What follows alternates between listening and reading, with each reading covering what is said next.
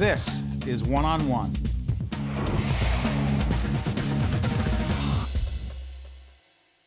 Welcome to Mahiga Hope High School.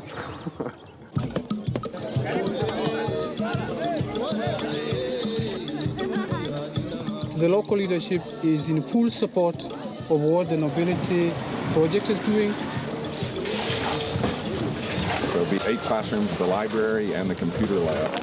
Rather than hiring a contractor and spending thousands of dollars to pave this road, parents said, we'll do it. We can churn out young people who have had an opportunity to improve their lives. Here I have different towns. You're looking at Turk Pipkin, founder of Nobelity Project, filmmaker and director. Turk, what were we just looking at right now? That was from Building Hope? That's a piece of the trailer from Building Hope, my movie about building a place called Mahiga Hope High School in Kenya. Yeah. Nobelity Project, just set it up for us.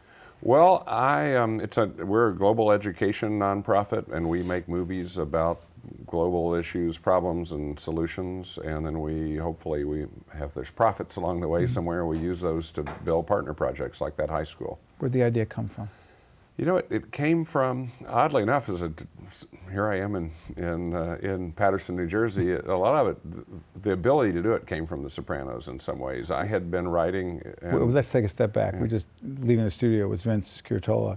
Johnny Sack. Yeah, Johnny Sack. You were also on The Sopranos. You were Janice Soprano's boyfriend in season 3, and then it brought me back a little bit in season 6. I played Janice's idiot narcoleptic boyfriend. You know, it wasn't enough to be a narcoleptic. Fall asleep all the time. And and I used to wake up and say, "Have you heard the good news?" Right. Right. There you are, right there. But what does that have to do with this project? Oddly enough, I had been wanting to go from writing and acting in television and film to directing my own movies, and I wanted to work with a bunch of Nobel laureates about global issues, and I was raising money for it. After I was on The Sopranos, suddenly it was much easier to raise the money to create this nonprofit and make Funny these how films. that happens. And so David Chase, in some ways, this is like the nonprofit that David didn't know he gave birth to. But there are other people involved in this. Well, the first interview, if you start talking about working with Nobel laureates, Ann Richards, deceased now, my former and wonderful great friend, former governor of Texas, right? And Ann was on our board of advisors, and the first person she introduced us to was Desmond Tutu, which is a pretty good start. But hold on, your wife's a part of this project. My wife is a co-founder and was a television and film producer, and the whole thing got much bigger. We thought we were making one movie, and one movie turned into, well, these Nobel laureates are giving us their insights into the world. We need to do a little more than just a movie. And what we were watching, Building Hope, the trailer, I was invited by the Nobel laureate Wangari Maathai to come to Kenya to plant trees with her group, the Greenbelt Movement. And I wanted to plant trees at a school, and 12 years later, I'm still a part of it. I've become very much a part of this community, and that's where we ended up building this high school. Turk, make the connection for us between the Nobelity Project and 9/11. I'm trying to, because I keep hearing there's a connection there. And there definitely is one. It's a great question. It's actually, a lot of it comes back to The Sopranos. And when I was taping The Sopranos in 2000, I brought my 11-year-old daughter to New York with me for an episode that I was taping, because I live in Texas. You don't have a New Jersey accent, it just hit me. Yeah, I definitely don't. And I took my daughter, my 11-year-old daughter, as so many people do, to the top of the World Trade Center, and we went around and we met everyone with their name tags from I'm from so-and-so, with all these many countries. Right. And then the day of 9/11, my daughter said, "What happened to all those people we met?" This was just shortly before 9/11, and she said, "What happened to all those people?" And the answer, of course, was not a good one. And that was, I was somewhat frustrated. I think my wife and I were somewhat frustrated by the response. And what do you mean?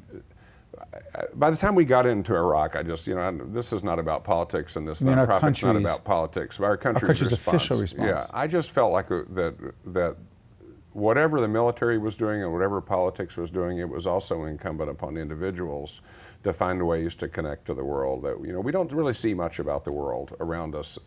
Putting a flag out wasn't enough? The news, it shows disasters and wars, and we think Africa, for instance, but we work all over the world, but we think Africa is mostly dismal news, and there are a lot of really great people, a lot of great things happening in these places.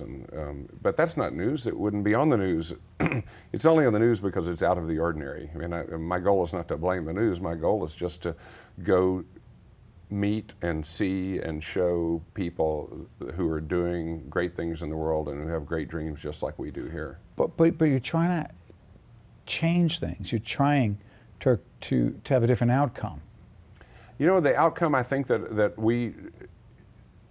been a learning curve for me, especially in having these great Nobel laureates that I've worked with, and with Clinton Global Initiative, where I have been a member, and the Skoll Forum, and ultimately, I think the outcome is that the more those of us in this country are connected to other people, the better off we are. And it doesn't necessarily mean people in East Africa, it maybe mean people in East Jersey. Give us an example, because I want folks to go on the website. Sure. It's been up throughout the entire segment. Someone goes on the website, they find out what they can do what? Because this series, other than having interesting people on, is intended to move people to some action. And I just want to be clear on what that could be. Well, whether it could be, you know, for instance, our partner projects, there's a lot of ways that they could come into action if they were inspired by watching our movies. One of the things they could do is they could get one of the movies, Nobelity, One Piece at a Time, or Building Hope. They could watch a ton of free video that's streaming on our website and our YouTube channel and everywhere else. And they may just enjoy it and be inspired to go do something great. They may want to participate in a water project or a library or textbooks for kids in one of the places where we work, and they may have kids. They may be a school teacher. Any school teacher in the U.S., public school teacher in the U.S. who signs up our teacher form, we send them our movies for free, and we connect with them. The nice thing about being a nonprofit is we don't have to make money.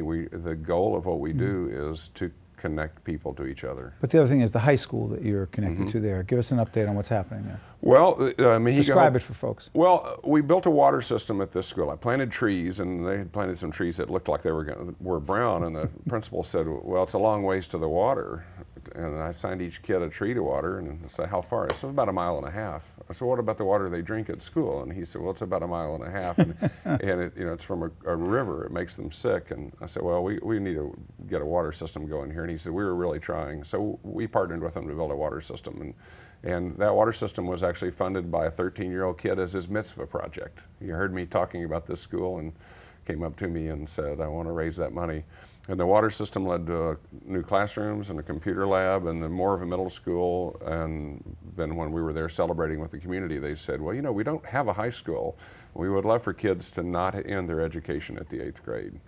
So a lot of our work in the last 3 or 4 years has been centered around this idea that how could we possibly expect the world to get better with all these problems we face if so many kids only go to the 8th grade? And so the first class of high school students just graduated in December. What's that and like they all passed their exit exams, which are very rigorous exams. What's that like for you? It's exciting, and I wish they were all going to go to college, which is in reality is probably not the case. A couple of them will, but they all got a high school education. They didn't go out and be a street hustler after the 8th grade, or just have to figure out some way to scrounge money. These kids, they can do things. They have computer skills. They love books. One of our kids, the basketball court, rainwater court, we won an international design award and got a lot of money from Nike to build this building. It's a basketball court, the big roof that collects rainwater and provides the drinking water for the school. That taught the kids to play basketball, and one of those kids is now a walk-on player at Kampala International University. You're doing good things. Sorry for cutting you off. Appreciate you coming in. Thanks. Good stuff. One-on-One with Steve Adubato has been a production of the Caucus Educational Corporation, celebrating 25 years of broadcast excellence. Funding for this edition of One-on-One with Steve Adubato has been provided by Sun National Bank, Qualcare Inc., New Jersey Manufacturers Insurance Group, PSE&G, Fedway Associates Inc., the Russell Berry Foundation, and by Cone Resnick. Promotional support provided by the Star Ledger and NJ.com, and by the New Jersey Business and Industry Association. Transportation provided by Airbrook Limousine. One-on-One with Steve Adubato has been produced in partnership with St. Joseph's Healthcare System.